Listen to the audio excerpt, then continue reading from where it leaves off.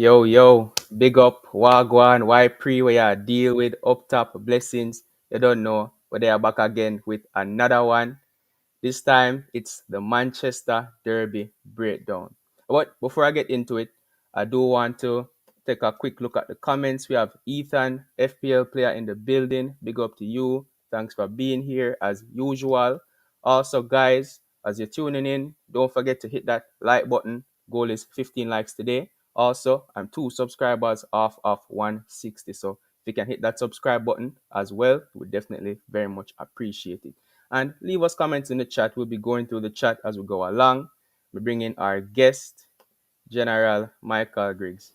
What are you saying to me, bro? I'm doing good, bro. Thanks for having me on. Obviously, not the happiest of days right now. Times for my club, but it's what it is. Life moves on as we put the game in. I'm sure we'll have a nice little discussion about it. Yeah, 100%, 100%. And glad to have you on. Obviously, this is a debut for him.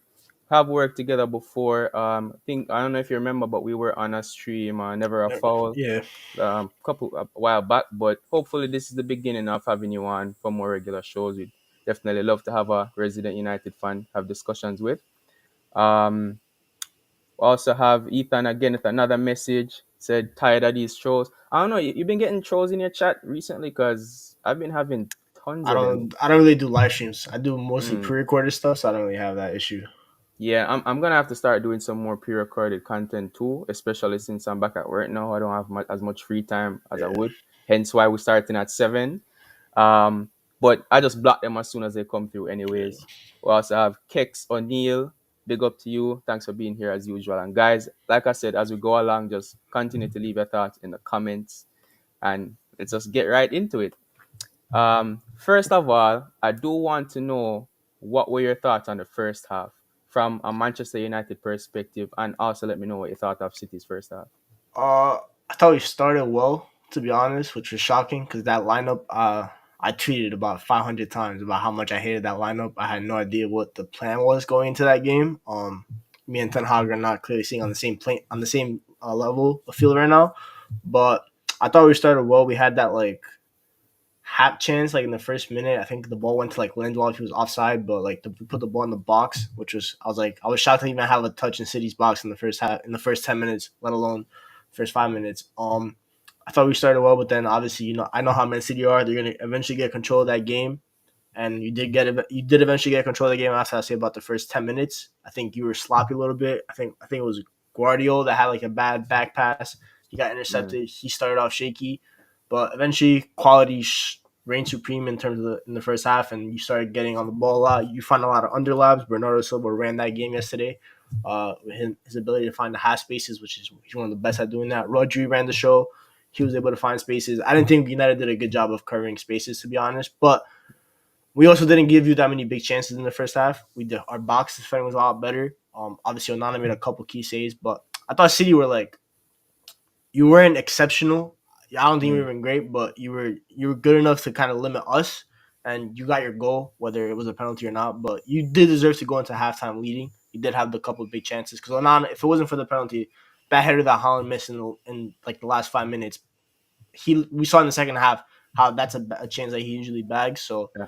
you were rightfully going into the halftime 1-0, but I didn't think we played that bad compared to the second half, which we'll talk Mm. about. I thought we were decent. It was like our worst half, but it wasn't also good enough.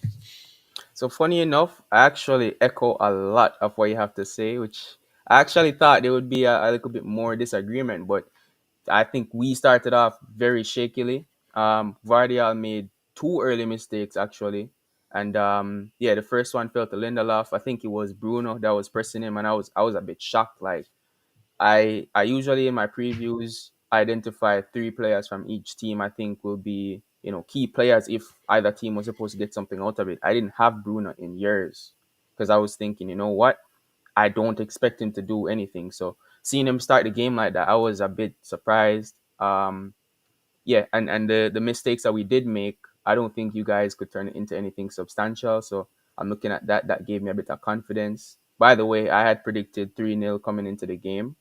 So Fair enough. I was looking at it like, you know what? Us starting like this might be a 1-0, 2-0 game. I was hoping we didn't approach it like how we did against Arsenal because I was very upset that we didn't really take the game to them. I don't care if we're playing at the Emirates. Our record against them is insanely good. So Yeah. I wanted us to put them under a lot more pressure than we actually did, and I didn't really see that. I don't think from the start of the game until up to about the first 15 minutes, the whole team had a good rhythm from the back straight up to the front. I think everyone was just taking a bit of time to get more into the game. And as we progressed in the half, I think the chances got better and better. And I do think we had some luck in terms of getting the penalty.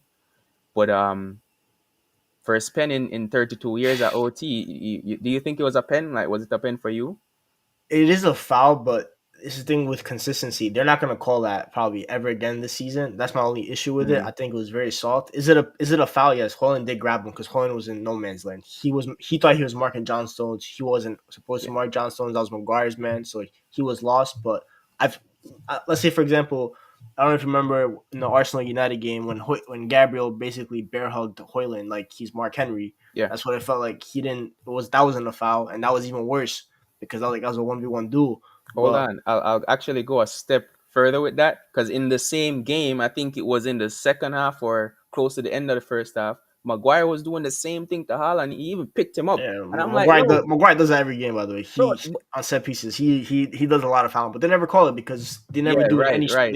in any league. They don't really call that. But And for it's me, it's one of those things where it's like, if we don't get the pen for it, I'm not going crazy. Like, for example, the Bruno Rashford incident last time at OT, yeah, that's still running free in my head because that was a terrible decision, first of all. But for that, I was like, you know what? They don't give them anyway, so just move on. But the fact that they stopped and said, hold on, VAR is looking at it, I'm like, all right, if you're looking at it, you kind of have to give it now because yeah, you can't I highlight it and then say, oh no, it's not a pen. So for me, I did think it was fortunate. I didn't expect them to go back to that. I was kind of shocked when I heard they were checking it, still checking it. They were checking it for like a minute. yeah. I was a bit surprised, but like I said, we'll take it. And there isn't really much you could say to argue against it not being a penalty. Um, Forgot to say this at the start of the stream, but always a good time to say it. Manchester is blue. I feel so good saying that. I was arguing with one of my friends who's also a United supporter earlier about why Manchester is blue. I'm sure you might want to disagree with me, but we don't have to go down that road, open a can of worms. If you want to come back and we debate the current state of Manchester, I'm very much happy to do that. But I think before the pen, United didn't really create anything, like by yourself. And even after the pen in the first half, I don't think you guys created anything, anyways. But you guys did have some big chances again from mistakes that we had.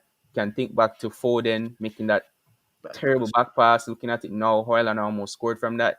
Ruben Diaz on that 1v1 occasion, I think he handled it really, really well. When I noticed that he could get back in time to get close to Hoyland, I was very confident because Ruben Diaz is really that guy for us. And I think McTominay was the one who had a really good shot from the edge of the box, put it basically dead center in the goal. But I think it's a save that Ederson really does have to make because if we're going by what rival fans usually rate him at, they're expecting him to concede goals like that. And then they're gonna run with the narrative, oh, he never does anything, he's only good on the ball. So I'm very happy that he got his clean sheet, and that's part of the reason why I made sure to predict a clean sheet as well. I wanted a no offense, but I wanted a compound victory. Like I wanted no positives for United to look back and say, at least we scored or at least this guy had a good game. I wanted just like complete domination, similar to Ole's last derby when we beat you guys 2-0. And I was thinking, add a late goal to that, perfect.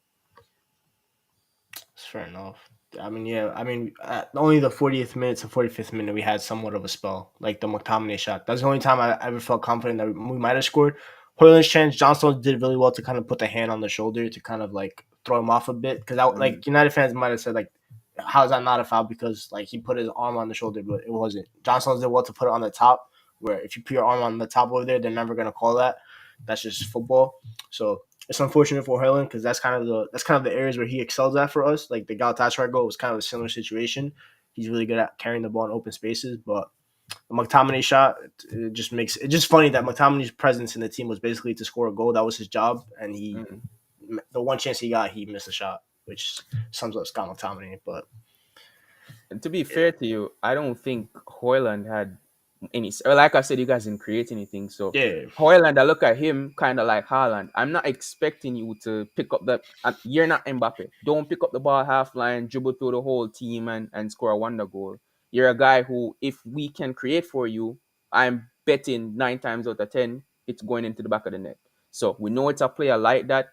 You're looking at well, we'll get to specific players later on, but you're looking at the team to at least create him one opportunity for the whole half, and the fact that his best chance came from a Foden mistake kind of pretty much said a lot in terms of the first half.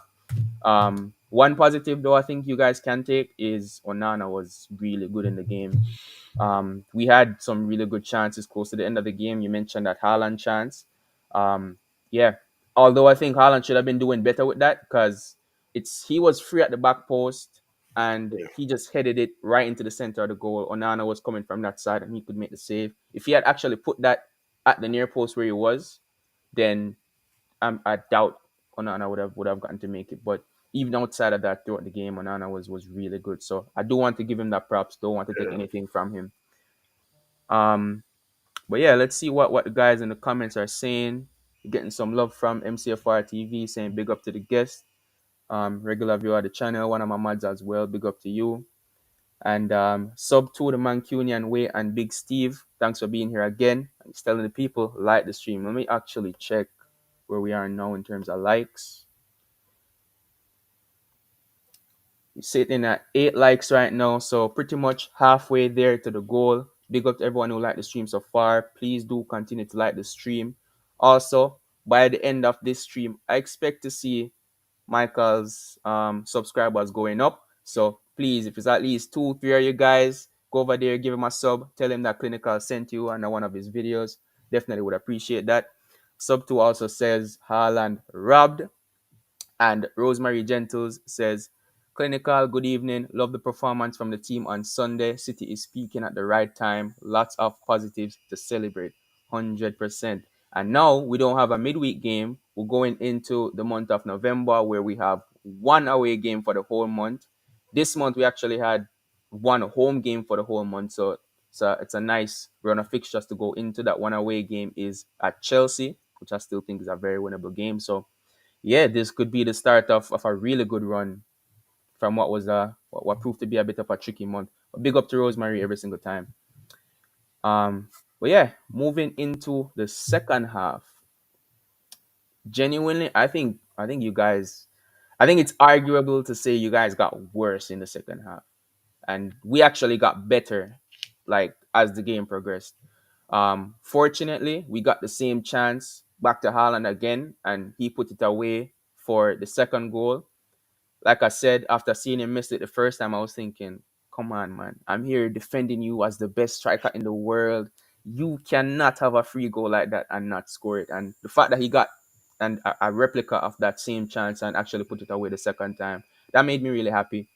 Um, After what was a rough start looking at the beginning of the game, I think majority of the City players went on to have a good game.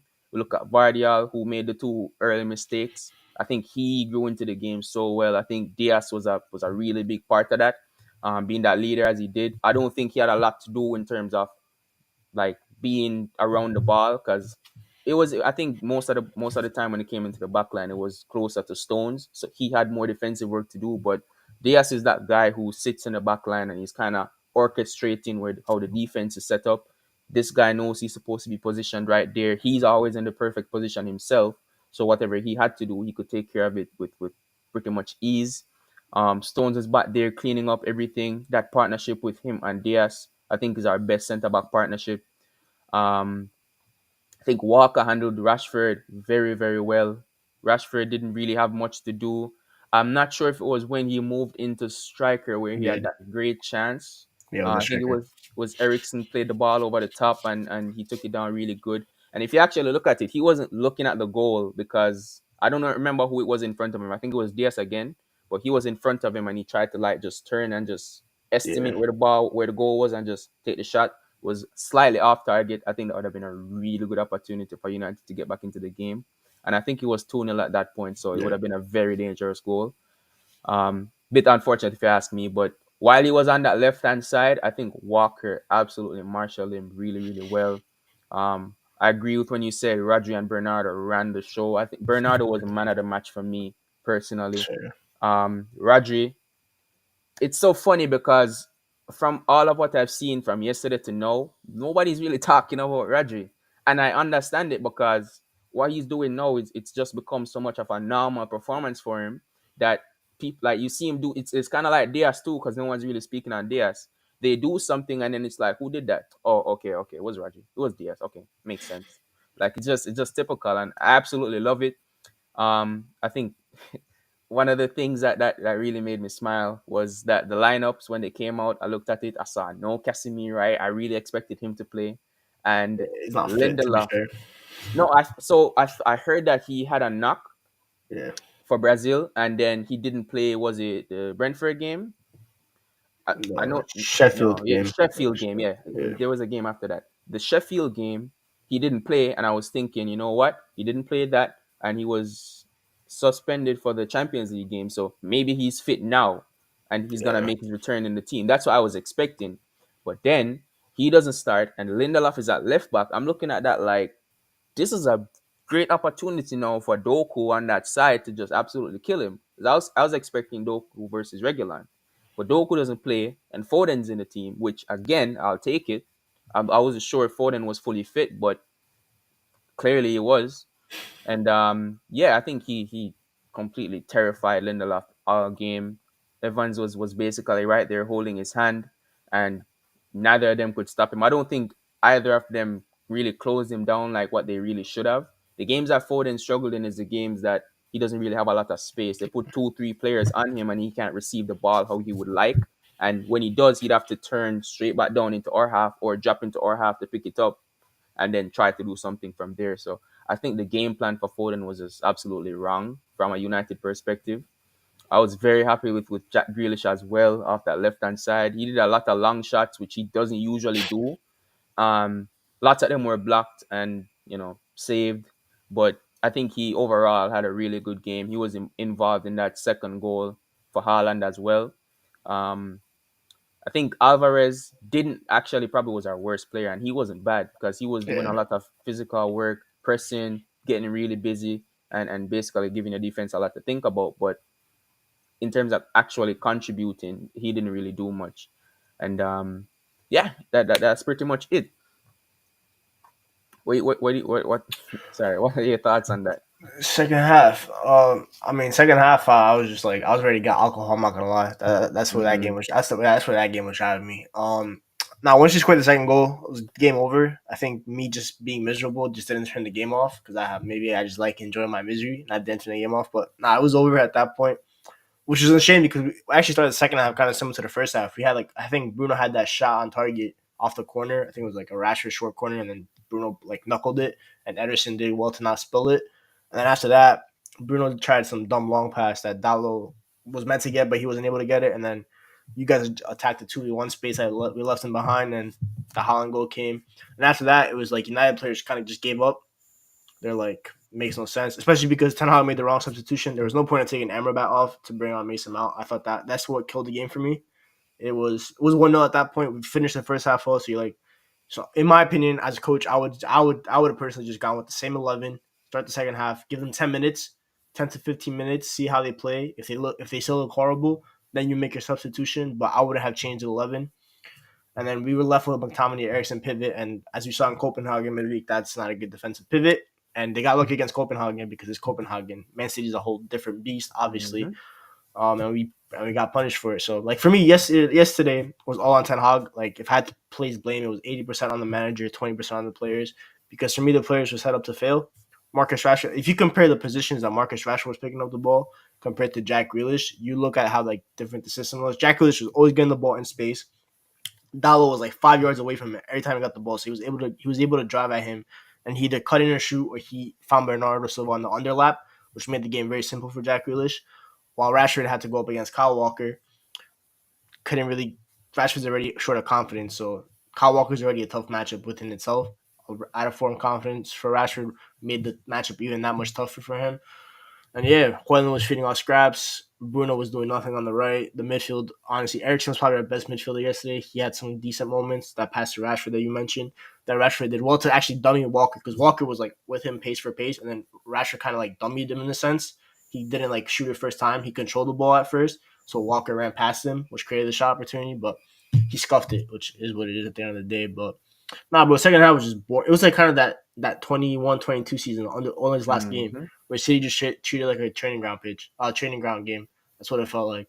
And that's 2 times in 3 years now it's happened. It'll probably happen next year, knowing my luck. End of the day, City were the better team. They deserved the 3 points. Probably should have been 4 or 5 nil, maybe. Could have probably gotten worse. They probably took the foot off the gas a little bit because Pep always feels sympathy for us, which I hate. That pisses me off so much.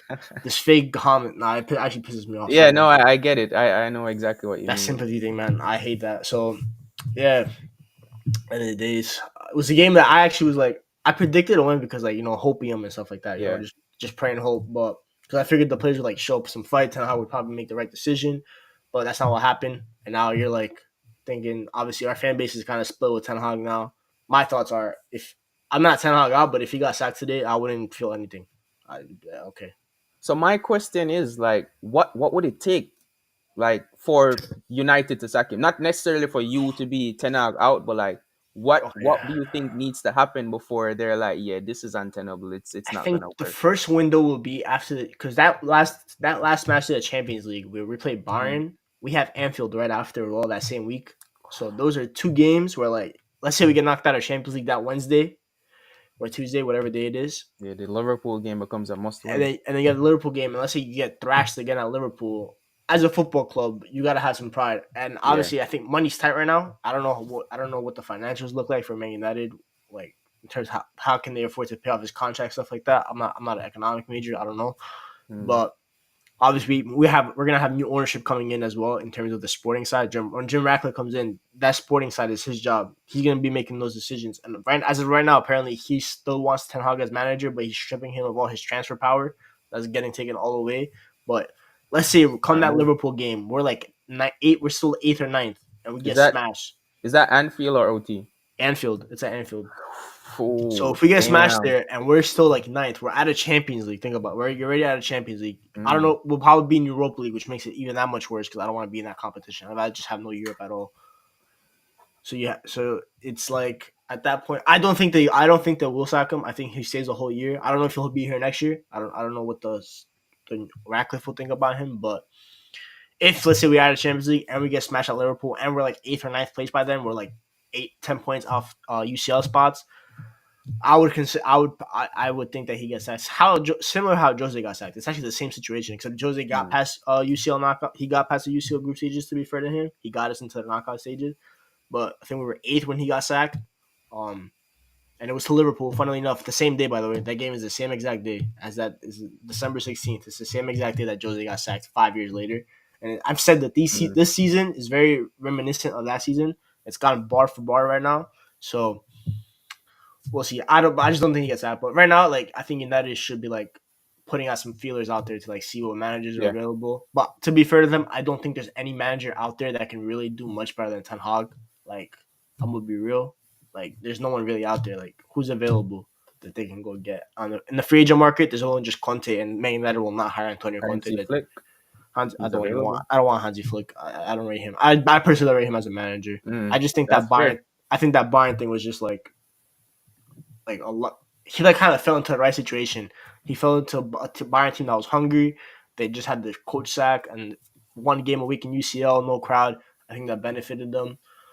Um, then you look at managers that He have was at contract. Bayern for too long, right? Yeah, he stayed the year after, then he left, and then Nagelsmann He's came in. what that was at two, what, 2 seasons. Yeah, 1.5 seasons, not even 2 seasons. It was And one and that's a the half. thing I was gonna say because you never know that new manager bounce that he came in with in that Yeah, hungry team could have just lasted on. Because let's be real, Lewandowski was an absolute smoke that yeah, year, and then the next season everything just completely fell off and they sacked him. Like it wasn't even like, okay, Germany jobs available, I'm just gonna go. Like they sacked him because it was not going good.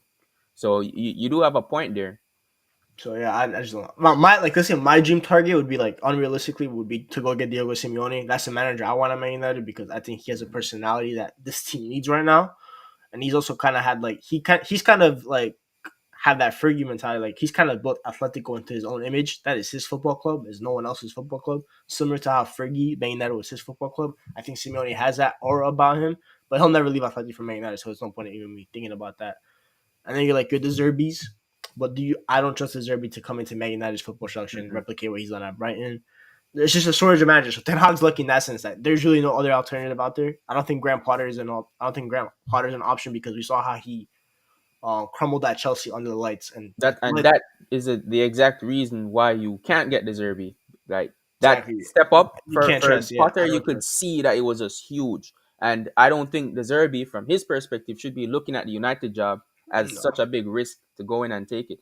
For me personally, like, no offense, I'm really trying to be so objective with I'll this, but cook United, bro. Don't worry about it. I'll cook them too. bro, I lost respect for Ronaldo when he decided I'm going back to United because that told Uh, me you were thinking just with your heart and not with your head.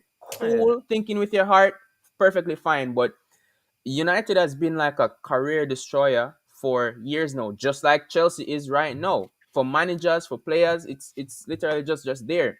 I saw Sancho go there. I'm like, bro, why? You're at Dortmund. You know how many teams would probably come for you if you actually just stay and wait? Bayern, you could be playing at Bayern right now. We know they love to pick everything that's good out of the league. You could be at Bayern right now winning a Bundesliga, but no, you decided you wanted to go to United. You won your Carabao Cup. Now look at the situation that you're in. I'm sure he's there thinking, sitting down in the car park, like, why did I come here again? he can hold that. To be honest, I don't really care about Jadon Sancho. He can hold Nah, that. bro, he's a snake. I don't rate him again. Like you don't just imagine you have, I don't know who grew up in Hannibal. Like instead of waiting for his chance, he leaves and then Yeah, no. eventually he's just coming back at Liverpool.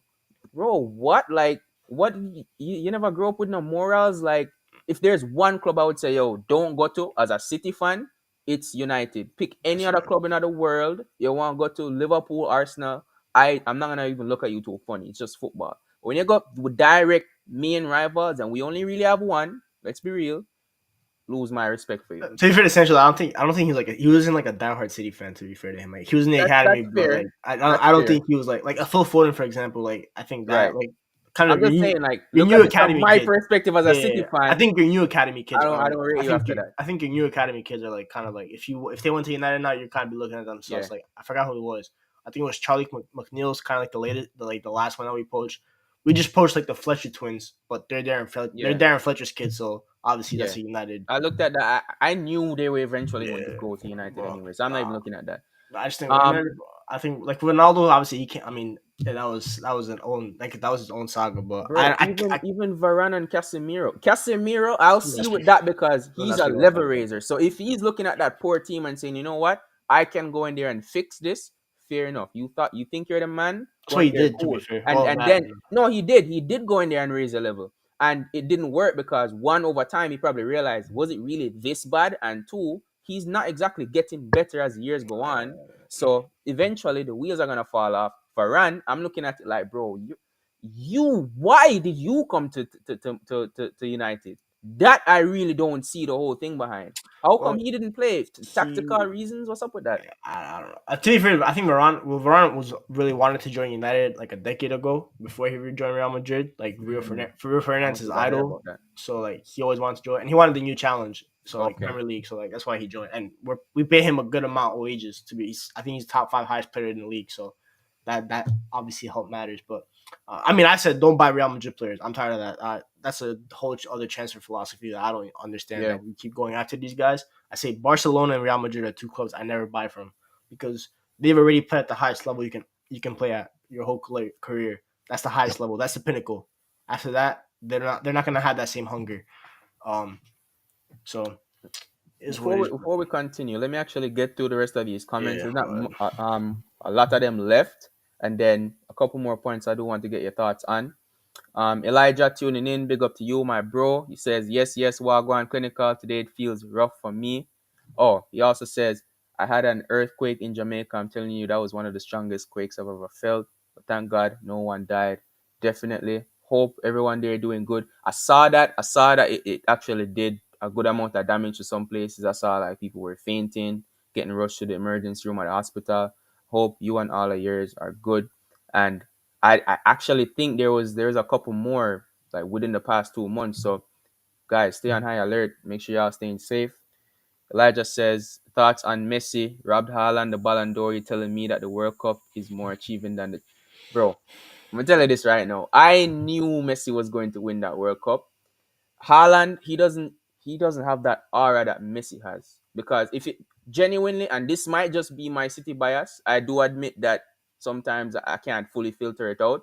But if Messi won a treble and scored 52 goals in the season, and then say Ziyech or El Nesiri won Morocco the World Cup, and it's like, oh my God, what? Like, they're still going to look at it and say, okay, but let's be real. Messi won a treble. Like, we're not just going to ignore that. This is amazing, but you're not putting Messi second, Hakimi, or Ziyech first. Like, that's not gonna happen. So at the end of the day, like, it is a fairy tale. You look back at it and it's like, wow, Messi did say that Haaland could win it for sure, but it's people voting. If you're talking about like favorite players, Messi's going to be up there. If it was Ronaldo that won the World Cup, I don't think anybody would have been able to take that Ballon d'Or off him either. It's just one of those things that's just automatically locked in when something like that happens. I'm not looking at it too much. I'm sure that this isn't gonna dent Haaland's confidence going forward. He'll be looking at it like, you know what? Before my career ends, I want to have a season so good that no one's even in the conversation with me. That's like one of those 2012 Messi seasons. That's what he'll be looking at. So Haaland will do his thing. He'll definitely win the Ballon d'Or. Mbappe as well. They'll definitely get their chances. Um, I don't think it's that deep right now. Sub two also says there's a silver lining to Haaland not winning. He'll stay hungry for it. He will use it as motivation. Basically, summarizing what I was saying there. Michael, I heard you mention Mason Mount a bit back. I think he came on at halftime for Amrabat. He had what, 14 touches, 4 passes, or something like that in the game. Like, what was the point of that sub? He did absolutely nothing. Ask Ten Hag. I don't know. He might know. I, I mean, he's a football coach. He might know better than me. But I don't. What makes him out like that? That's a whole nother discussion. I think I tweeted another thing yesterday. This was your number one signing of the summer. Your priority signing. The Mhm. first person you want to go sign. Well, there's rumors that he didn't want Mason Mount. That's recruitment team. They're the one that prioritized it, and he wanted Javi Simons, who ended up going to Leipzig. Um, Whether that's true or not, he still wanted Mason Mount. He was very happy to sign Mason Mount. He went over to his house to recruit him to like tell him Yep. talk over the plans. He's the one that convinced him to join Man United over Klopp and Arteta. Um, and at the end of the day, he's your number 7, which is the most iconic jersey Mhm. number. Which I don't really care about jersey numbers that much anymore, to be honest with you. After some of the players I've seen wear it, but still, it's a number that requires you to be a starter at the very least. Doesn't have to be a Yeah. superstar, but at least you got to be a starter.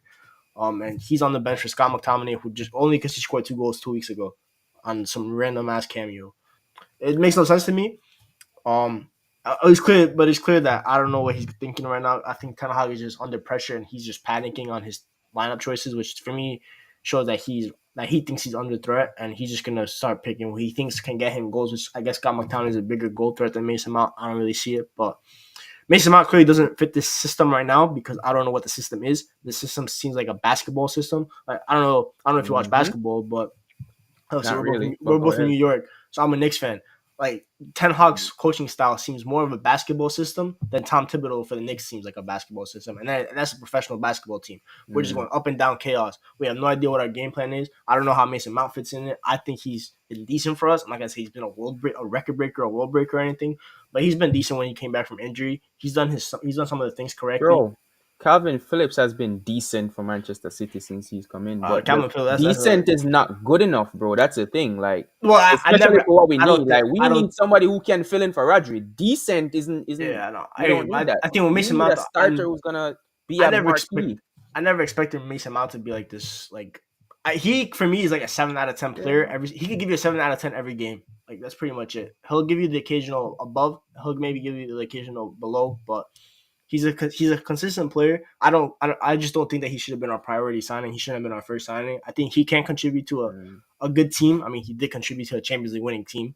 And he was a yeah. key part of that. He was one of the best players in that tournament. So the what's it called? The talent is there, but for me, he's another player that needs to be in a very well functioning team. Ten Hag's team right now is not functional. It's the same thing with Amrabat. People go at Amrabat. Bro, the guys, playing the number 6 for Man United right now is chaos. And I gotta apologize to Casemiro a little bit because I've been getting harsh on Casemiro, but it just seems that there's no one that can play the number 6 right now for us. I don't think even Rodri would be able to survive it, and he's the best 6 in the world right now. Maybe the only one that could probably survive this right now is Sergio Busquets because he's the best ever. That's different. That's different ability. Honestly, I'm still gonna say maybe not, bro, because it's the Nah, thing nah, with nah, nah, Busquets. Like, if he's the nah. only one there, and then both of the eights are just gonna fly up the Yeah, pitch, yeah. and he's It's just fine. gonna It's be there fine. standing by himself, a player with not much mobility. Yeah, he can read the game and position himself very No, well, no, but it is if very he's the only difficult. one there in But front of he, the but back four, he's, they're gonna knock it around him. but it's just like for me right now, I just don't understand the Mason. I feel bad for him to be honest with you. I'm like he because he could have been hooping. He could have been under our Arteta right now and enjoy life because he would have fit perfectly in that left center mid role. I'm sure Klopp could have gotten better out of him. It's a club need to figure out what's gonna happen, how where you're gonna fit him in. Ten Hag needs to fix his system. If I see a 3-1-6 one more time, I might bash my head in with the steel chair. Um, it's so I hate this because I'm Yeah, really fair. I really like tactics, so I really take a Mm. deep look at how we do. And this 3-1-6 is like actually killing my head in, and I'm just waiting for him. I'm gonna give him the benefit that he's actually smarter than this. But then again, yesterday when he got asked why aren't you like kind of Playing showing the some Ajax way. principles? And he's like, we're never gonna play that way. I'm looking at this, bro. You got the job based off that. That's the reason they Hmm. brought you in. I'm not saying play like He said Ajax. that's not what he's here for. Yeah, In he that okay. same But quote, the thing is, he wants to play this United way. Right now, we do not play the United way. We don't play any way because the United way exactly. Hmm. had some semblance of control in their system. Whether Ferguson, even when Ferguson like parked the bus or went counterattacking, you still feel like United controlled the game because of the counter threat that they offered.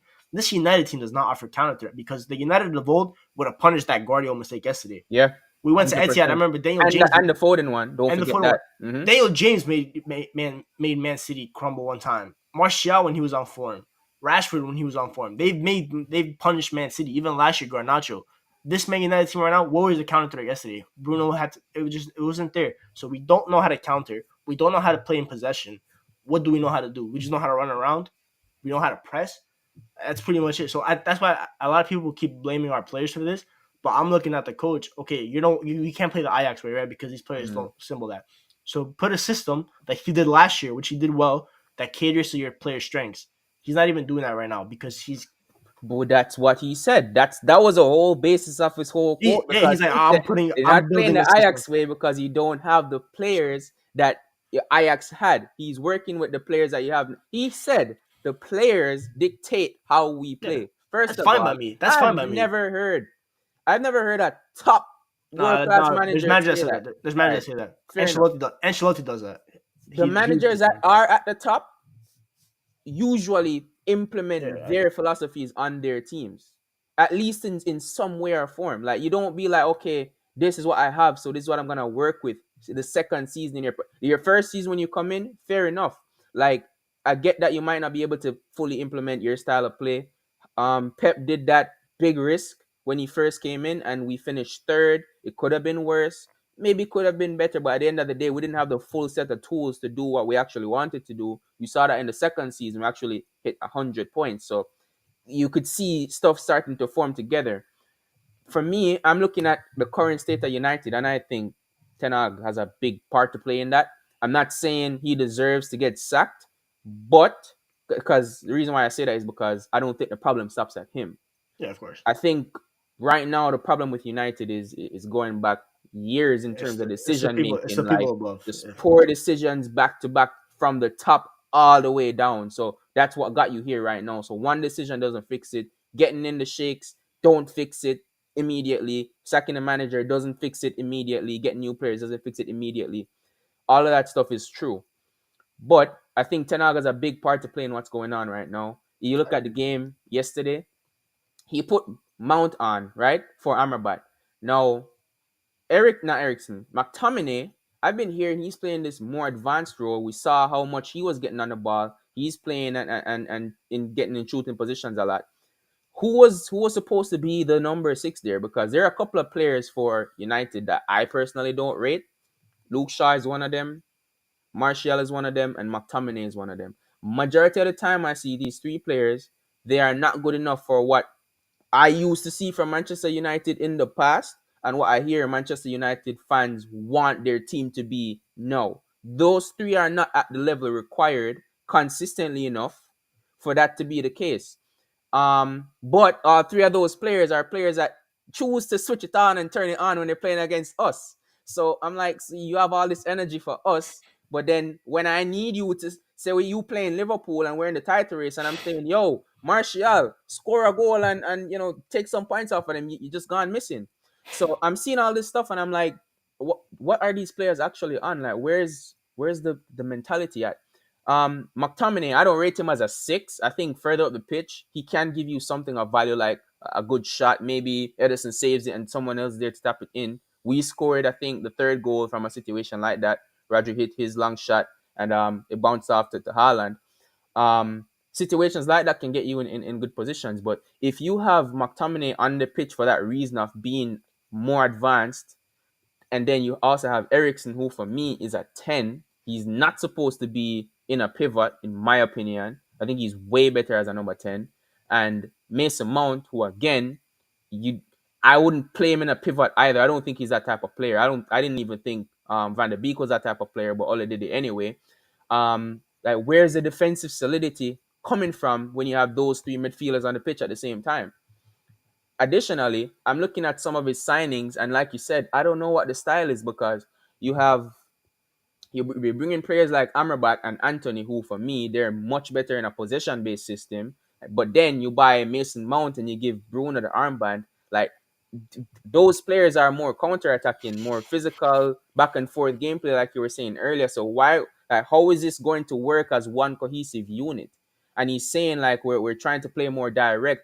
You Amrabat is a player you just got, and if you actually, I don't know if you've seen any Fiorentina games, but like if you watch that Conference League final Yeah, last year, he's a high volume passer. I think he averages about 105 touches for Fiorentina. bro, he was looking like their version of Rodri. Like he was getting on the ball deep, picking it up off the center backs, and he was carrying the ball up the pitch, passing it. The play was coming through him. He was a very much dictator for that Fiorentina team, and he did the same thing for Morocco as well.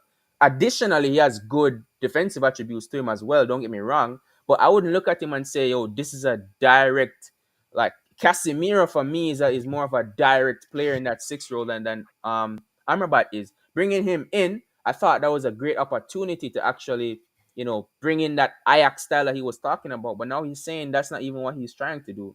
Like that just confused me even more. Like I have no even Onana, like he's not he's not what you would get for that type of system. I don't know. I really have no idea what Uh, this guy is doing. I don't know if you look at all his signings. So like aside from last year, Martinez. Okay, so you brought in a left center back that's really good Mm. in possession. He's meant Yeah. to be a possession based center back, even though he can't play in a low block too, like the counter attack, because he has a nice switch on him. He could dribble out of pressure. He could do that. Malacia was just for depth, whatever. Yeah. Um, who else did we sign? Yeah, Casemiro, who was a short term fix for 70 million, which is always a bad decision. If you sign someone for short term, 70 million for a fix it's already cooked from that point. And Casemiro was good for 6 months, but as you see, he's not at the level. He just doesn't have the legs anymore Mm. required. Who else did we sign last summer? Anthony, which by far for me is the worst signing in Man United history. I'm not even joking. It makes no sense to me. First of all, because you brought him in, so okay, so we're like, okay, you're going to play possession based now, right? And then this year he's like, we're gonna play on the transition. So you brought in a winger that's probably the worst winger in transition history. Like Hmm. he cannot he's not good in counterattacks. He's the worst I've ever seen because he's so one footed. He's so predictable. Did you He watch does. him at Ajax? I did watch him at Ajax. Bro, he I was was so good in worried. that possession I was system. worried. I was worried when we signed him because he doesn't attack space. He's not good at that. So you have that. Um, and who else did we sign? We signed Wet Course on loan, whatever. Yeah. That was random. I think that was it for last summer. Then this summer, Mason Mount. Okay, you want to counter press. Mason Mount's good at counter pressing. I understand Mhm. that. I get it. Onana, ball playing goalkeeper because of the hair left. I get it. Hoyland, you needed a number 9. I get Yeah. it. He's also very good in transition. He knows how to attack space. Good. Who else did we sign? Arabat, possession based 6, can recycle the ball well. I get it. I'm fine with playing like that because to be a transition based team, you know how to recycle. You need to know how to recycle the ball well because that's how you attack. City, for example, for this year, like get their ball dominant, but you could also call them a transition team because you're lethal in transition. You're one of the best teams at it because Holland knows how to attack space, arguably better than anyone. You have the best final ball passer in world football in Kevin De Bruyne. You have Alvarez that knows how to attack space. We saw how he did for Argentina. So you have all those players. He's been Um, doing it this season. He's arguably our best player this season. exactly. It's been I've amazing. seen, and we've seen Pep like kind of in the last year lower his possession standards in a sense. Like when you went to Emirates away, you let Arsenal have the ball, you let them come at you, and then you punish them. So Pep has realized that sometimes you just have to be a little bit more pragmatic. So I was fine with Genuinely, transition base. genuinely, I think Pep is just so obsessed with being unpredictable. It's why Of many course, City that's why fans he's the rip best their ever. hair out with the short corners that we take, because it's just another example of how we can, you're expecting us to play the ball into the box because Haaland, Rodri, Stones, Diaz are all in there, but then we just play it short instead. The defense is kind of out of Of sync, course. and then boom, we cross it in, or we take a long shot from there, or we try to just actually turn it back into a position based game again. Like, you don't know what we're gonna do whenever we can't do that. So we have a way of now playing counter attacking transition football, but at the same time we could slow it down and be more methodical and Even pick you Doku. apart bit by bit. If I look at Doku, that's not a That's possession based another winger. roll of the He dice. exactly. That's why I respect. One game, That's why I love Pep. one game we can say, you know what, Grealish on the left, Bernardo on the right, like we did in the Champions League last season, and we saw how well that worked out. But now we can say, you know what, Foden on the left and Doku on the right, which is heavy, direct, very pacey and With very tricky. KDB So hitting him behind when he comes. I agree. That's why with Ten Hag, I said this. I said this in the summer. I said if second year, I need you to figure out what your play style is, and that's how you address the mhm. summer. And from what I looked at it, I'm like, okay, counter pressing, transition based team. But I assumed that we were gonna have some kind of possession principles instilled into that, which is that's the United way. Transitional team, but you have possession based principles. We used to have that with like the Paul Scholes, Michael Carrick. Those were our possession based players, and they made sure we kept the ball ticking, and eventually got the ball to our forwards. But the biggest issue with Man United was also if you're gonna play this system, you need forwards that are high execution, high really efficient wingers. Kind of Mm, how Liverpool had with Salah and Mane. We do not have that. Rashford is maybe the closest you can get to that, but he's not a very efficient footballer. yeah. He's not. He's just not that. On the right, you don't even have anyone like that. You don't have Anthony, who's an efficient winger. Jadon Sancho's not that. Palestri's not that. You hope Ahmad's that, but I don't think he is either. Even though I like the kid, so you just have a bunch of profiles that don't Raw. mesh well. And to be fair, midfield, I really think there's a midfield out there for Man United that can actually be really really good in position. Like you have Amrabat, you have Kobe Mino who's coming through the ranks, who I think is gonna be Man United's best midfielder within the next 18 months. And then you have like your Mason Mount. Like that midfield can work, right? It's a I've, balanced I've, I midfield. personally haven't seen Mino, but I Yeah, hear very good I things because about him. I went to the Arsenal preseason game at MetLife and I watched him live. But he was going toe to toe with Declan Rice. Like he looked like he belonged on that field against Declan Okay. Rice. So he's that good. But obviously, it takes some effort. He's gonna have some struggles. But I think in 18 months time, like he'll be him. So you have that midfield, right? That's a good balanced midfield. You have your engines. They know how to retain the ball better. They know how to ball carry. That's fine. But then you solve that issue, right? But then you go to attack. If you have that midfield, you need attackers. You need all three attackers that have Hmm. high output. Yeah, Marcus Rashford. Okay, Rashford get you Yeah, output. Hoyland is good. I Hoyland can get like your him. output. So on the right hand side, who do you have? There's your issue. And then you have the fullbacks. Our fullbacks right now, Ten Hag hasn't made up his mind on whether he wants him to press. And City took advantage of that yesterday. That right hand side, the Bruno Dallo was unwilling to press because Ten Hag's instructions like that, and you took advantage of that. And City did it this year. Brian have done it this year. So he needs to create a game plan that's just solid. He needs to make up his mind. He could put us in the mid block, have a solid midfield, and just transition, and I'm fine with that. I don't want to. If you don't have the players to play Ajax football, I'm fine with that. I don't need to see total control football by Man United. I have never seen it in my life, so I'm not expecting to see it now. I just want a team out there that's functional and can get the best results the way we did last year. Would I like a little bit more attacking football? Absolutely. Everyone wants to be entertained. Hmm. So go give me some entertainers in the attack and let the midfield do their work. And defense, you need to get better defenders because you need better defenders that can defend the channels. So Hmm. Varane, adios next summer. He's good, but I can't rely on him because he's always injured. Yep. Dallo, better right back. Luke Shaw, you could probably maybe get a better left back, but you keep Luke Shaw because he's really good in possession. That's fine. And sometimes he actually tries. When he tries, he looks Yeah, amazing. and he's been doing that thing at centre back. And Luke Shaw, I'd actually maybe you go get a top left back and then you get a left and you move Luke Shaw to left center back. So you have options. I think this isn't like a dead squad. Like there's some decent players in this squad that a coach can get the best out of them. But like for example, Bruno Fernandez, as much as I like him as a person, and he's not a horrible player. Like a lot of United fans absolutely like despise him, which is fair. I don't think he's like a horrible player because I don't think he could be a horrible player and put that kind of output up like no matter what. But in this system, bro, you just don't fit. Like he'd have to be like at a Man City where like they know how to recover the ball at an excellent level where your like inefficiencies can like prosper. Mm. But we don't have that Man United. So when he makes a mistake, we'll get punished for it. If KDB makes a mistake at City, you won't get punished for it because someone will recover that ball. They'll clean it up. We just don't have that. So his weaknesses are glaring in the system that Ten Hag wants to play. His mistakes will get punished. Last year, that's why he was so good last year because Ten Hag didn't have him doing that much stuff. He was very much more a balanced Bruno. It's kind of like the Bruno that we see at Portugal. This year, he kind of told him to go back to Sporting Bruno, where you just have all the freedom and you just start blasting the ball over the place. We don't have that kind of rest defense to prosper from that. So Ten Hag is not playing to the player's strengths, which is already horrible, and he's not even using his own principles. So we have two wrongs and two negatives do not make a positive in football. It ain't math. It ain't negative times negative equals a positive. This ain't trig. Nah, he's adding. That's the thing. He's adding the He's adding negatives, a and negative they're and a just getting negative. He's not bigger. multiplying it. So it's like at this Exactly. point, like he's gotta make up his mind. And if he doesn't know how to make up his mind by come summertime, adios and go get me a manager that will because obviously the Glazers are the biggest issue at the football club. But there is a manager out there that can get much better from this team. This is not a squad that should be in eighth place right now or ninth place. I don't know where we are in the table. We're already 7 points off. Aston Villa, by the way, with Unai Emery, who came in after Eric Ten Hag, have been Hmm. playing better football with pretty much amount. They've spent a lot of money to be fair to them. So it's not like I'm not gonna say they haven't spent money, but like he's built a system and he's got all his players prospering. And not all those players were Unai Emery players, but yeah, he's got them hooping to the level that he wants to. Eddie Howe has got Eddie Howe midfield is Wait, Jolinton, hold Bruno on, hold G, on. and Before Longstaff. before you move off of Emery, because that was a brilliant point you just made. Let me get this comment in here from Rosemary, and she says Ten Hag's arrogance and lack of humility finally caught up with him. It seems no manager or player will do well at Man United. Red flags all around. No pun intended. I couldn't care less. Era's come to an end, he said. And I don't know if you saw the title of the stream today, but it is Manchester's Blue Era Continues. Since Big Man thought he would come in and say eras come to an end.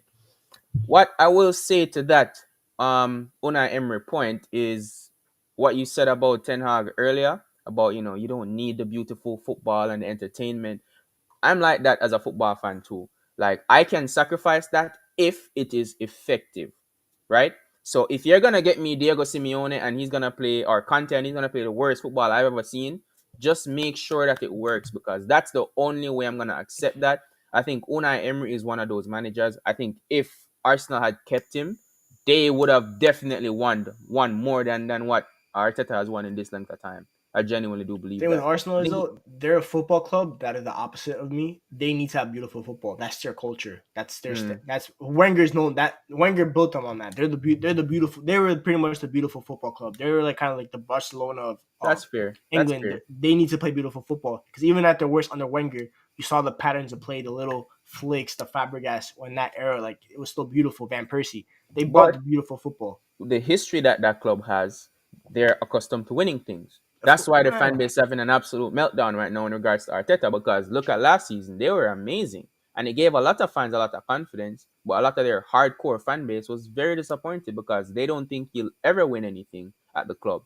Like a club that what I hear a lot of them say is a club of Arsenal's level shouldn't be getting a manager that's learning on the job and hoping that he eventually comes good. So I think that the two does have to come hand in hand, especially in regards to Arsenal. But I was just talking about for me, like if you get me a manager that isn't necessarily the most pleasing football to the eye, but it's very effective. We win a lot of games and we're in title races and we're really good in cup competitions, which I think Unai Emery would definitely do that with a good longer stretch than that at Arsenal than what he actually had. I think yeah, if they had waited, they could have won something and then got rid of him and then gotten somebody who played a bit better. Personally, I don't like seeing managers get sacked short into their tenure either. I think nowadays football fans or football clubs rather are just very reactionary. Like That's you fair. look at Nuno for Spurs. I'm not saying he was great, but bro, they sacked him after 10 games and he had won half of them. Like 1-5, and then the shaky results happen, and by 10 games he's sacked. That's a bit crazy if you think about it, bro. Like, but it's just the nature of the game nowadays. But in regards to Ten Hag, based on what the decisions I've seen from him this season, you're really putting players like Malasia, Hannibal, Mainu, you're putting their development in his hands. Are you confident with that? I mean, I think Kobe Bryant is the type of player that will just thrive wherever it is. Like as long as he Mm. gets on, as long as he's allowed to get on the pitch and just play like in his Okay. natural position. As long as he's allowed to play in his natural position, he'll be fine. Malasi, I don't even rate that much anyway to begin with Tyler Malasi. I think okay. He's like he's an average footballer. There's a better left back prospect that we have in Alvaro Fernandez, who's in Granada right now, Yeah, heard playing about on him. loan. I think he's better than him. So I think I want his development to be kind of prioritized. With Hannibal, I think Hannibal is leaving this football club in the summer. I think Ten Hag, first of all, this guy's a pathological liar this year. He basically called him he's like he's infectious. He provides energy to the team. He's brought very positive. He should be an example. This leader, this locker room follows, and the And then kid's seen just drop. 45 minutes, and the kid has seen 45 minutes since then. So if I'm him, I know Even Hannibal is the type of Palestri player. wasn't Palestri getting a run of games at one point To in be time, fair, and then Tenal did give him a couple opportunities to start, and he didn't really like prosper from them. Like he was mm, okay. I don't think he's not a starter at Man United level. To be fair, like I think he's an impact fair. player. I think Ahmad will see with Ahmad how he looks, but I don't think Tenal will give him that much minutes either So because Ahmad is a funny one because you guys bought him for what, 32 mil, and the package was like 40 million pounds or something it like was that. 19. I It was saw it. 19. It was a 19 mil fee, and then the rest are add-ons, which will probably never get hit. So I'll take a look at that again, but I could have sworn I saw 30 something. Maybe I was thinking about another player, but now with add-ons, it him, adds up to 40. When you put all him the add-ons together, it adds up to 40. But the base fee was 17 to 19 mil. it That was was it the was base a fee. it was a crazy fee, and then he came in and immediately joined their academy. For me, that was a bit weird. Like I thought he would have been someone who would have kind of like Malasia, who The he's a only young player, but he's still amongst the squad, getting To be minutes in fair the though, game like when time. he joined in that January, because he came in January, United were like first or second in the table at that point. So like the squad was already settled in. Fair, fair So enough. he kind of he started him in the academy. He did eventually join the squad. He was crucial in that Europa League game against Milan where he scored the header. So like, but then he didn't see many minutes after that. I think Ole just didn't know where to use him and stuff like that. But I think last year he had the perfect low move at Sunderland. He was amazing. Yep. He's arguably one of the best players. And obviously the injury in preseason was unfortunate that he got. And we'll see. He's back in training now. He's running and everything. We'll see what happens with him because this team needs something in attack. I think maybe he can provide the spark on the right hand side because God knows who's going to play on the right hand side. Because I don't think Ten Hag really rates Anthony like that. Because if he did, he would have started yesterday. If you really Yeah. rated Anthony like that, 100 mil signing, Bro, you he start him on the was right wing. your main guy last season in terms of transfer targets. So Yeah, so how has it gotten to this point now where it's the same situation with Mason Mount because he was a main guy this season and he's not fit for your biggest game of the season so far? Um, Also, I heard, like I said, I was watching your review yesterday after the game, and you said Bruno Fernandes is the worst Manchester United captain of all time. yeah. I thought he was an absolute disgrace. Before we even get to Bruno, I thought Anthony should have seen red when he did come on. I I hate wish the he did fact see red. I wish he did I see red. I hate when players do that, bro. And if He's a any of man my though. players did that, I would have just lost so much respect for them because we're not trying to be that as a club. Like you don't get even if we're losing, you don't lose it to that point where you just start kicking players and aiming to injure them. And if you actually see the replay again, because I saw a clip of it, he kicked at him and missed, and then he actually kicked him the next time, and the ref gave both of them yellows. Like I Reference here get, was he horrible lifted up anyway. his finger and all that stuff, but come on, man, it was a I don't know. Anyways, Bruno, I think he did a bit of the same because he had a point in the game. I think it was the second half. Like he does this thing. Erdegaard does it too. Like he just starts sprinting around to make it looks like he's working so hard, and he can actually rally something from that. Like the fact that the United players' heads were allowed to drop literally after every single goal, and he had absolutely no effect on reversing that effect, just shows you that he is not a captain material, bro. Like he's not leading by example, and he doesn't have the leadership skills to do it. So really, what's he doing? Uh, I don't know. Even Roy Keane said take the captaincy off him, and Roy Keane actually has never said that about a previous Man United captain. I don't think he even said that about Maguire. Like it takes a lot to Mm, wear that badge for me. And honestly, if it were up to me right now, Man United would be playing with no captain. Would be the first football club in the history of football to play without a captain. Because I don't think any of these guys are captain material on that pitch. Because you can save it wrong, but he's not available enough, so you can't trust him that. So you bro, can't. I genuinely thought you would have given it to Casemiro. I Nah, yeah, genuinely thought. he can't speak English. Like, you can't have a non-English Fair speaking enough. captain. So like it's Fair very enough. similar. Like right now for me, Onana might be the only captain material guy because he's the only one that has some sort of mentality about him. But I have a thing about not wanting keepers to be captain. It's something I have. I don't know why, but it's just like because they're not really on the outfield that much. They're always Yeah. in goal, so it's very hard. Um, But I just think Bruno, bro. I just look at him like he could be a leader. Okay, I can consider him a leader in the locker room, maybe like in the locker room though. But on the pitch, he gets angry too much, and that anger. Sometimes anger could be a good thing to have on the pitch because you could Yeah, fuel something. But for me, it's kind of it's a petulance anger, like Roy Keane anger. I remember, obviously I don't remember, but I watched like that Juventus game in the like 1999 Champions League final. He got a yellow card. He knew he was missing the final. Yeah, he scored a brace in that game in the second half to get it. That's a captain.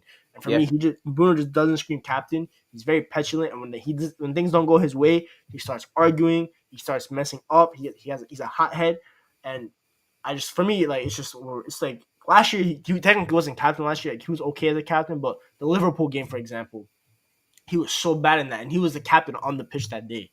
So it's so like for me, just doesn't scream captain. So that's why I call him the worst captain in Man United history because this is our worst start in Man United history since 1986. Obviously, there might have been a worse captain in the 80s and the 70s, but I wasn't alive. Right. So Yeah, it doesn't he's really the worst count captain for of my lifetime. And like, bro, I saw Antonio Valencia couldn't even say hi in English, and he was the better captain. All he was speaking was Spanish to people. He don't even know English. He didn't even know how to say hi, and he Yo, was the better captain. I was gonna say it could even be a case of if Casemiro got the captain, the vice captain could be someone who does speak English, and most of the communication gets done to the vice captain. Make Johnny Evans captain at this point, man. Oh, who knows? You can't. But I can't say Rashford because he doesn't want the captaincy. Like he just doesn't want it because I think that would have been a poor move. I think it's just he's as bad. yeah. From me, what I've seen from Rashford this season, I kind of link it to Mbappe in a way, and let me explain why I say that. There are a lot of games, especially last season, where he would be criticized for just walking around on the pitch. He's not really doing much defensive work, and he just has this model aura about him where it's like, oh, I'm the man, so just get me the ball, and that's when I'll actually start playing football again.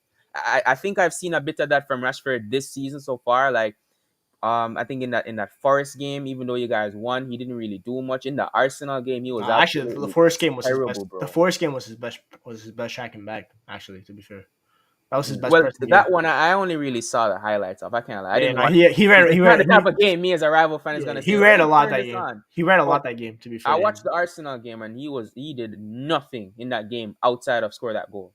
Like, and that's the thing with and again, Ericsson with that laser pass to get him up the pitch and he picks it up and does something amazing with it.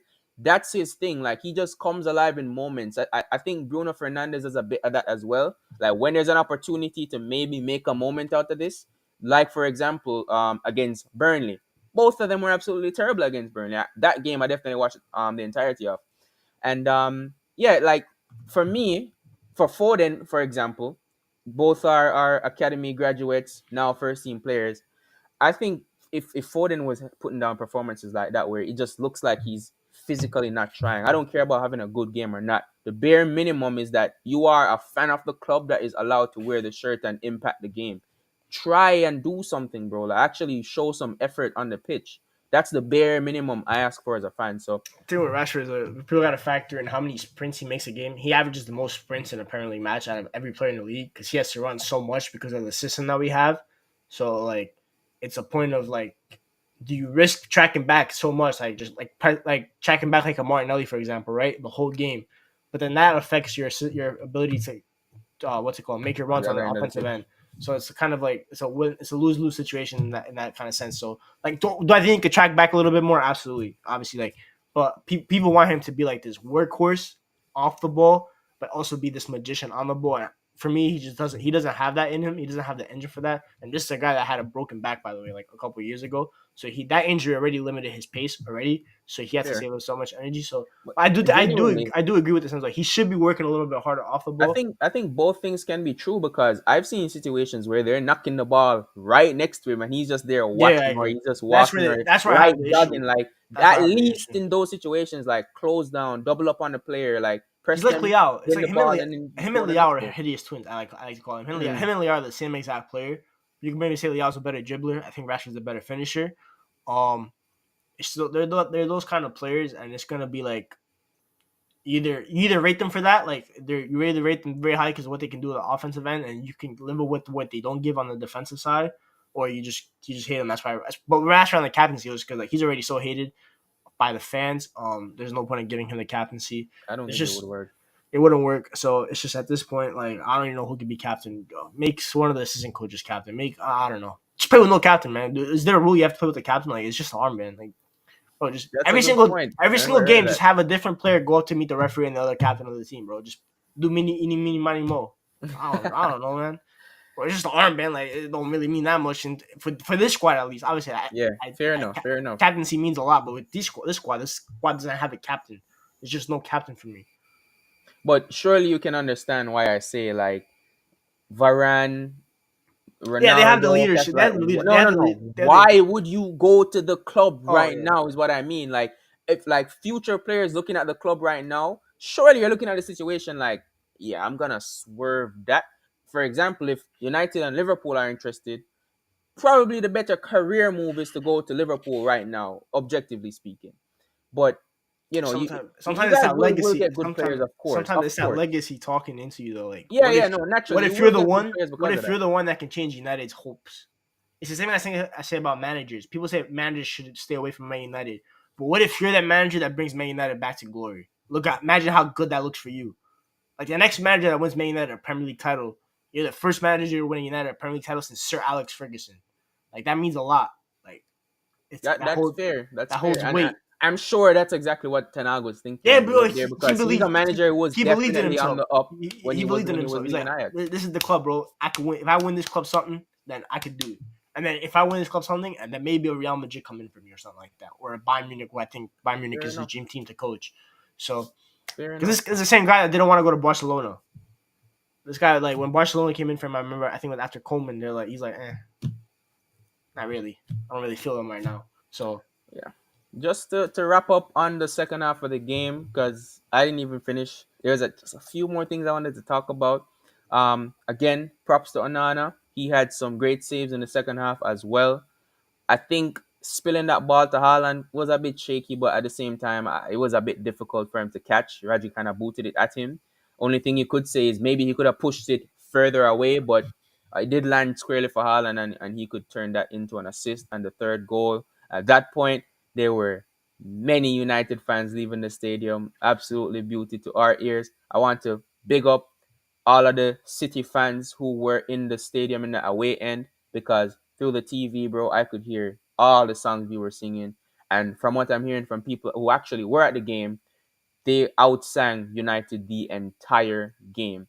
And in the biggest stadium in the country, in the away end, which is probably usually like 3,000 at most in terms of allocation, managing to do that is absolutely amazing for a club who has no fans and no atmosphere and all that stuff. Obviously, like I said, Phil Foden got the third goal, Academy boy, and I wish he scored that bicycle kick that he tried no, afterwards. nah. Not gonna lie, My head would have been gone if he could have bicycle kick. I would have ran with it so hard because that Rooney kick, they play it every single chance that they It's get. not like you're not allowed to score a bicycle kick on my ends, man. No, man, And not allowed he to. scored at Etihad, didn't he? No, If I it was remember at Old correctly. Trafford. It was at OT? It was the Okay, same good. exact spot Good. that Foden attempted it. It was that side Bro, of the pitch. Not if allowed to he do had that. scored that at That would have been OT, that would have been my favorite Manchester City goal. Full stop, bro. Like yeah, leapfrogs the Champions League goal. Not what it means, but like the actual goal itself. Like it would become my favorite Manchester City goal. I can't lie. I would be watching that goal probably every day. But yeah, what's your summary of the game, bro? United are trash. City are good. Fix something, please. In terms of the fans, I think Man United fans, there's a disconnect between the fans right now and the club. Obviously, I think there's a disconnect between the match going fans and the manager. I don't really think they rate him right now. They're not really on the same level, and that's why you saw yesterday. I think why that's why City fans were singing the club so much. I just think fans right now are like in a really tough state. They don't really know what to do, and they don't know what's gonna go on with the board. They don't know what the manager's doing. So right now we're in a rocky place. That's two times in a row they've been the United players have been booed off at halftime. They booed. I think it was the Hoyland sub when he came off for Garnacho. The fans booed that because they're like, "Why are you taking off our striker when we're down 2-0?" Makes no sense. So I'm like, it's just a disconnect right now. And yeah, we have a lot of stuff to fix. Whether we fix it or not, I don't know. Maybe a win on Wednesday will help the spirits a little bit. Beat Newcastle in the cup. So you go further a little bit. You knocked out one of your last pretty much big contenders. I think after that, it's just Liverpool and Arsenal that are left in the cup. And then Fulham, I think away Saturday. They just have to start picking up wins again because that Galatasaray game is the next big game that we have, in my opinion. That's the next big one. Yep. Um, we have to win that one in Turkey, which I don't think these players can do. That would go really a long way into proving me that these players have some cojones in them going away. Because I know what it feels like. I know what it looks like in the Mediterranean, in Greece and Turkey. What it looks like in those stadiums. I've been to European nights in Greece for my team, and I know how much those home fans can rattle you when Yep. you have 50,000 Greeks or 50,000 Turkish people yelling at you, bro. For example, like a Lindelof cannot handle that game. He'll Oh, he'll piss. Maguire is not gonna handle that Maguire game. will not. Bruno will not be able to handle that game, bro. Bruno's You not. have so it's gonna be a tough task for those players. It'll be a good way to see what their mental fortitude looks like. So we'll see. But right now, Man United obviously are in the mud right now. Okay, as you say that City, I think like City were like anything like special. They just did their business. Fair. That's what they do. They handle the business. I think that's what City have become in the last couple of years. You're not like this Centurions team as you're like purely entertaining. Your job is just to go in there, score your 2-3 goals, get your clean sheet, and walk out with your 3 points. That's the business. That's the task right now, and you're doing that. You're just a well-oiled machine. That's what Pep has built you into, and I'm sure you can. I don't know who you play this weekend, but I'm sure you'll continue it with whoever you play. So Um, looking at our Centurion season, like that was very direct, very high yeah, octane, high energy. I think since then Pep has actually learned from Liverpool a bit, from what that type of football consistently can do to you. So now it's a bit slower, especially with so many more games throughout the whole season, and we basically qualify for everything year in year out. So I think it's a bit of a protective method in a way, like tone down the energy and the players will last a bit longer. We've still had our own share of injury issues throughout our seasons, but this is one of those things that help mitigate and make it a bit easier for our medical squad. So I don't really mind not playing that intense every single game. But yeah, I do agree. City weren't at our best, but that for me is a positive. The fact that we didn't need to be at our best to come out with a 3-0 win and dominate, particularly in the second half, like we did, I think that's a really good sign. Usually in the first half of the season, we aren't at our absolute best. You personally said the Centurion season, but I would say even last season, because as what you see when we usually go on those type of runs, the level of performances, maybe not level of intensity, but level of performances get high in that business end when the players feel like it matters. That's what tells me that this team is full of mentality. I get it if you can't necessarily get up for, I don't want to use our next game. I almost said it. Fulham. I get if you can't get up for Fulham at home or Fulham away, like in October or September. I get it to an extent. Like as professionals and as a City fan, I want to see you get up and win those games just like the rest. But I get it when you compare it to back end of the season playing against Bayern Munich in the quarterfinals of the Champions League. Like that going into that game, the day before that game, that the complete different mentalities going into both of those games. So it makes sense to me. But the fact that right now we're still second in the league, we're 2 points off the top, players still having good seasons, we're still hitting good numbers, and we're getting wins, good performances in there as well, leading up to that second half of the season when things that switch can flip and we actually turn it on and start like blitzing teams like how we did last season. It's good, and I do think that we're on track to achieve what I expect from us this season, which is I think we can do the double. Last season, I said I wanted the double. We actually got the treble, which definitely, of course, I'll take it. Prove me wrong all you want if that's the way you're going. But this time around, I do want to get that four-peat because you guys have never done that. You've gotten the three-peat twice. That's the first thing I heard when we got the three-peat. Not it was once before it was you'll never do it, and now it's oh but we did it twice. So now when we do it, if we can get that fourth one, then I don't want to hear anything about any of your three peats after that. And if we back to back defend the Champions League, then again no one in England's ever done that, so I'll definitely take that as well. I don't care if we don't win anything else for the rest of the season, and to be fair with you, if we don't win anything this season, I'm not gonna complain because I'm still high off that treble last season, so it is what it is really. But I'm very happy with what the squad is right now. I think majority of our new signings have been doing well.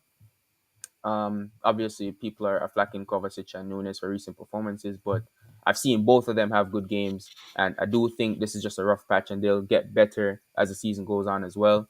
Other new signings like Doko and Vardial are doing exceptionally right now, so very happy with that. And players that we did manage to keep, like Bernardo Silva, again, he's doing the business, and we're very much happy to have him. Just last conference, Pep said he is absolutely irreplaceable, and I'm sure the entire City fan base agree with that.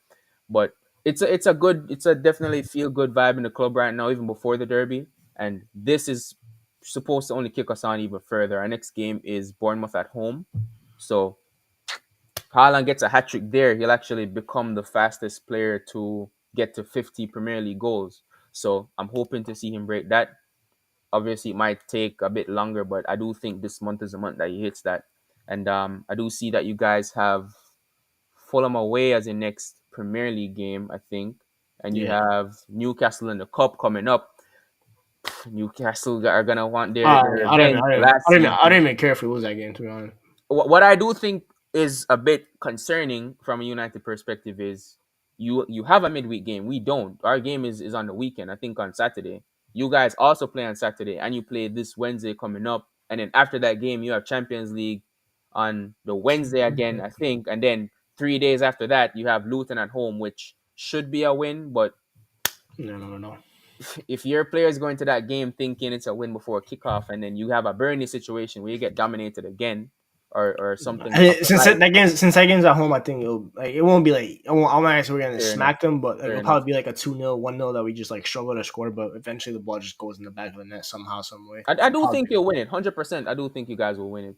Right, but this Wednesday, bro, I just want to see rotation. Like Rashford, Bruno, I don't want to see play on Wednesday. Give them their rest. Give them like a just to get out of this firing line that they're in right now. Let me see Kobe Minu, who's on the bench on Sunday. Let me see him get some like 45 minutes. See how he plays and go from there. If we win, we win. Fantastic. We're in the next round. If we lose, that's one less competition to be in. And because it's gonna come to a point where this team's gonna have to be basically no competition to focus on top four or top five as it is this year because of the new Champions League rules. Yeah. Because if we go into Europa League, our season's cooked because we're not winning Europa League and we're not, and it's gonna ruin our Premier League schedule. So Yeah, I actually do want you guys to drop into the Europa League. I can't I really lie. don't. Because, like you Just said, get me to UCL not round of 16 so I can get knocked out by Madrid, or get me fourth place in the Champions League group and just out of Europe in general. Like one or the other. I just find it so funny where teams are like, oh, top four isn't an achievement. But then they make top four and they're like, yes, we're in the top four. We got Champions League. Like it's just so funny to me because for me, if we have a bad season and then we qualify for Champions League, I'll take it because I expect next season us to fix it, be better, and then we will be challenging for the Champions League in that year. When teams like Spurs, before Postecoglou came in, when it was who was their manager before Conte, when it was Conte Spurs, I didn't expect them to be winning the Champions League with him. So when they were qualifying and saying, "Oh yeah, we got Champions League over Arsenal," like, bro, what does it really It's just mean a though? good Like, what are feeling. you It's gonna just do a good with it? feeling to have UCL nights at your football. It's just that. It's just I that get feeling. it, I get it, but at the For same me, bro, time, like like they wanna say it's not If a Man celebration, United, it's not a if Man trophy. United finish fifth, right? Let's say fifth. For me, it's either you finish in the top five for that Champions League spot, or you finish eighth or ninth out of Europe completely. I don't want to see no Yeah, ball, and I don't want to see conference. Let alone conference league ball. That's the last thing I want to see. If I see conference league ball, yeah, send the academy kids over there. bro. You know what? Under 21, I was under 21s. praying. You know that season when you qualified for? I think it was 2 years ago. Yeah, no. Because West we Ham played almost Europa had us. last year, West Ham almost sent bro. us into West Europa. Ham threw it away. I really thought they would have beat you and sent you into the Conference League. Because I was saying, if not you, I want to see Chelsea. Because those are my top two hated teams. No, I but want to I see just one of want you to guys playing Conference League football, bro. And it was so close to happening that year. send us to conference league. Just send the kids to play. I don't really care as long as no senior That's players fair. play. Go ahead. That's That's a fair. good experience for them. Go to Albania away, have those Albanians yelling at you. It's a good morale builder. That's how you get tough in life. Other than that, bro, nah, bro. You roll conference league ball. I see Rashford in conference league ball. It's cool. Casemiro in Conference League would Casemiro be ain't gonna be there for that. crazy, bro. He's Like going you to feel like, He's yeah, going to man, Al this is Hilal not in the summer. something. It's fine. Casemiro's going to Al Hilal in the summer. It's fine. I like the hot on them guys. That's where he's going. So over. So Fair he's enough. around. Fair enough. Fair enough. But guys, that's pretty much all we had planned for today. Big up to everyone who tuned in today. Not so many comments to go through, but again, thanks for taking your time out to comment. Thanks to everybody who has been supporting the channel as well. Subs have been growing steadily. I think we're at 158 right now. So big up to all of you guys and to everyone liking the stream as well. And I do hope that you guys are also showing some love to Michael Griggs. Big up to him. Link is in the title, so do click that. Takes you straight over to his channel. Help him get up to what's the next goal? Like 150, 200. My goal is like 200 by Yeah, think heading for I think 200 was too. it 30th Thanksgiving. Yeah, I just gotta promote more. Gotta promote more on Twitter. Yep, That's what it is. bro. Growth. Just give it a bit of time. We'll have our growth, bro. Just Yeah, stay consistent. Do your thing. Hope to have more chats like this coming up in the future. But yeah. yeah, see you guys on the next one. Until next time.